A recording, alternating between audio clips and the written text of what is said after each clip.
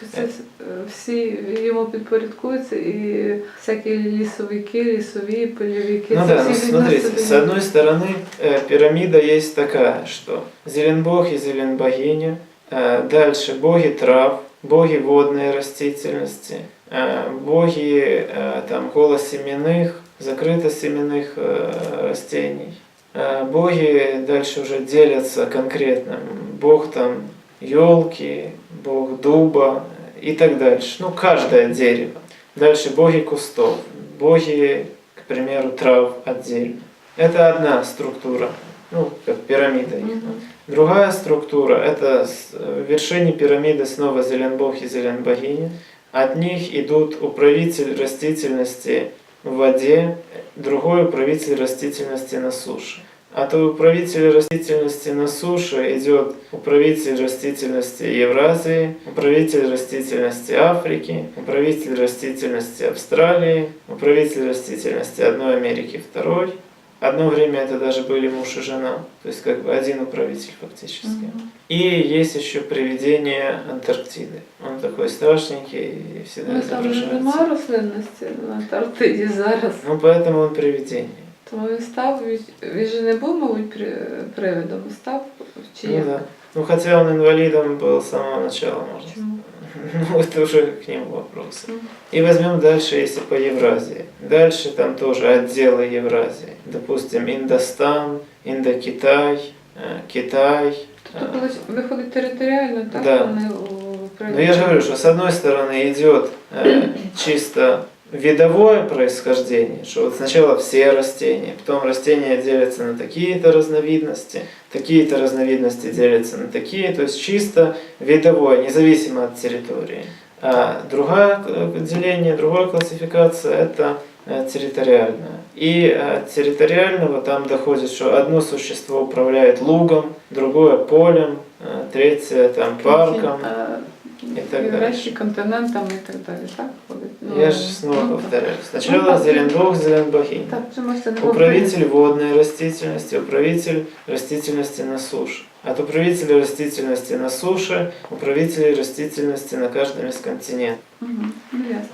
От управителей растительности на каждом из континентов более мелкие его помощники, которые заведуют отдельными территориями с какими-то своими особенностями. К примеру, Тибет, там свой управитель, и в Гималаях свой управитель. А в то время Индия, Ланка, еще куча островов на юг, и даже Мадагаскар под одним управителем. Хотя вообще теоретически Мадагаскар ближе к Африке. И как бы географически Мадагаскар должен быть под кем-то из сыновей бога растительности в Африке. Но он все равно под тем, который в Евразии, конкретно под управителем Индии. А в Индокитае несколько управителей. В Китае один большой управитель. Дальше по всей территории России там их штук 20 управителей. То есть велик.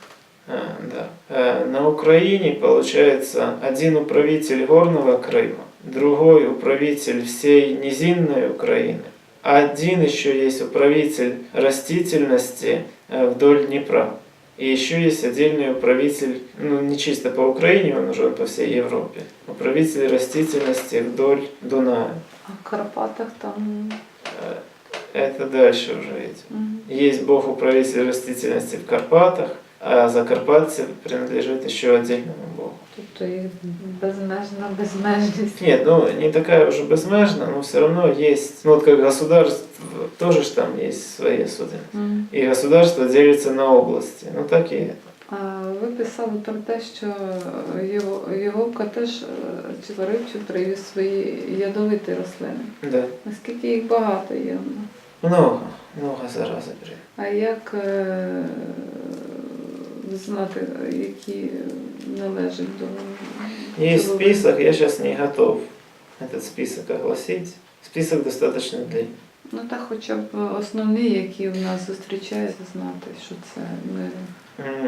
Многие как бы растения, привезенные Еговкой, они не только как бы встречаются в природе вокруг нас, они встречаются и в нашем кишечнике, допустим. Ага. Многие вот эти грибки, которые людей едят, это конкретно привезено его и у него там на каждую заразу по одному ангелу сидит. А гриби, ті, що ростуть, то, Свои. то наші. Ну да. Но грибки мелкие вот эти, Ну, у нього все-таки мелке. ну, практически. Хотя чего? Хотя вот его демоны, они даже крупнее людей были, некоторые. Но они вообще выродки, они вообще непонятные. С одной стороны, как бы, когда они по космосу лазали, они выглядели в виде серых, вот таких традиционных, небольшого роста, все такое. С другой стороны, когда они на Земле на ламке начали экспериментировать, то там они и гигантами становились, и вообще какие-то. Виросли. Я не знаю, или из-за отличий гравитации, или из-за того, что они неконтролированно издевались над своим геномом, или из-за чего, но такие поползновения были всякие. Плюс там дядя Раваны, он, Морок его звали, он довел свое тело, что оно потеряло генетическую устойчивость вообще. И оно, ну там все потерялось, короче, и оно развалилось. А як же він існує? Так он помер потом. Ну помер позже, не от этого. Ну, не від цього. То есть, понимаете, вот изначально как? Прислали нашему святому их живностью. Он этой живности дал свое семя. Родилась 3 братьев и 1 сестрица. Знаете такие? Я намагаюся згадати. Я знаю, що я щось знаю в цьому плані. Крысиную панику, знаете? Ні, не пам'ятаю. Царицу крысиный ужас. Ні, не знаю, значить. Шурпанак. А, ну Шурпанаку знаю, але я не знаю, що вона так називається. Ну да. Ну, то есть транскрибирование ее имени есть ряд вариантов. Лунная царица, крысиная царица, Шурпанака. лунный страх, то есть или крысиный страх, Вона по обліку ще й страшна. или королева крысиного ужаса. По-разному там ее транскрибировали. Якщо в неї така назва, то вона і зовнішньо, мабуть, дуже мало приваблива. Ну, как кому. Как кому. В общем, еще 3 братьев. Один Равана, другой тот, который запрещал индусам мыслить и является эталоном обжорства. И еще тот, который всех их предал и помог славянам их порезать. Но у них еще был дед, который взял себе эпитет Морок. Вернее, не дед, а как бы они ему приходились внучата племянниками. То есть это дед, но не тот дед, который ихний дед, а брат ихнего деда как-то. Вот, он был ученым, злопакостным ученым. И он экспериментировал с примодифициением ихнего генома к Земле. И он что-то с собой такое сделал, что, получается, его тело там рассыпалось, просто растеклось. Однако, поскольку он был злобной пакостью, то усилием воли он смог свое тело восстановить. Однако после этого оно уже состояло не из костей, мяса и всего остального, а из отдельных частиц, подконтрольных только его воле. И иногда, когда он задумывался, у него там могли уши отпасть, нос отпасть. Там. І він потім назад його все. Да. А тут сказали, він був, постільки він був злобною пакостю, то він зміг встановити. А якби він не був злобною пакостю, він що, не зміг би встановити? Ну, злобной пакостью я имею в виду не только, не просто его злобность и пакостность, а то, что еще он был умной злобной пакостью, вот здесь как нужно классифицировать. Он был ученым. Волевою. Одним из великих ученых, которые ему хватило разума это сделать. Угу. Стандартные нынешние злобные пакости на такое не способны.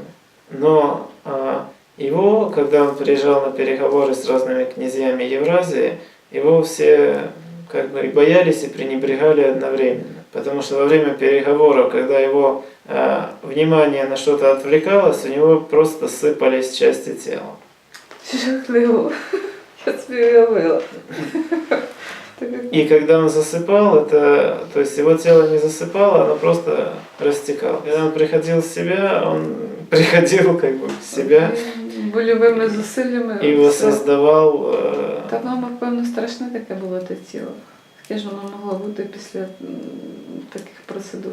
Ну, из-за этого его очень было тяжело убить, и он мог превращаться в любую тварь. Потому что он начал тогда уже экспериментировать, все равно его форма и свойства его тела уже не обуславливались генетикой, уже не обуславливались биологией, обуславливаясь всего лишь силой концентрации его мысли. То есть да, конечно, он не мог превратить свое тело в металл или в камень или в огонь, но, допустим, создать там, превратиться в конура или превратиться в птицу какую-то, или в крокодила. Ну, в якого теж могли відпадати частини тіла, чи як? Ну, позднее, да. Але ж наші святі князі, так вони ж теж могли перетворюватися. Но они на других это все принцип. Это просто, когда уже осознанная группа искр вместе взаимодействуют, как осознанное государство. Просто там, это даже уже телом нельзя назвать, это скорее там как просто группа искр, которые, да, создают иллюзию биологического тела. Ну или более низкая версия, это когда реально договаривались с силой того или иного животного и тоже превращались. Или берсерки, они не всегда превращались, они иногда как уподоблялись. Все эти варианты были, это другое. А у него просто из-за того, что он уничтожил свое тело вследствие экспериментов, потом он его ну, оно как бы с одной стороны уничтожилось, а с другой стороны его клетки получили отдельную самобытность. И они, как микроорганизмы, могли жить. По большому счету из его тела могла развиться какая-нибудь зараза, типа той, с которой когда-то воевал Перун, и что привело к возникновению нефти. Когда-то была там история одна. Я не исключаю, что даже он и является перерождением той искры, которая изначально